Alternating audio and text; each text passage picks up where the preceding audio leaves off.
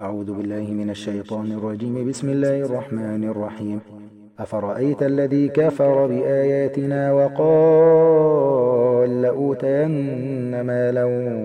وولدا أطلع الغيب أم اتخذ عند الرحمن عهدا كلا سنكتب ما يقول ونمد له من العذاب مدا ونرثه ما يقول وياتينا فردا واتخذوا من دون الله آلهة ليكونوا لهم عزا كلا سيكفرون بعبادتهم ويكونون عليهم ضدا ألم تر أنا أرسلنا الشياطين على الكافرين تؤزهم أزا فلا تعجل عليهم إنما نعد لهم عدا يوم نحشر المتقين إلى الرحمن وفدا ونسوق المجرمين إلى جهنم وردا لا يملكون الشفاعة إلا من اتخذ عند الرحمن عهدا وقالوا اتخذ الرحمن ولدا لقد جئتم شيئا إدا تكاد السماوات ينفطرن منه وتنشق الأرض وتخر الجبال هدا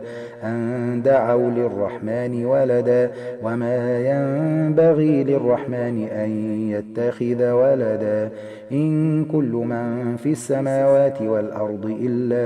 آتي الرحمن عبدا لقد أحصاهم وعدهم عدا وكلهم آتيه يوم القيامة فردا إن الذين آمنوا وعملوا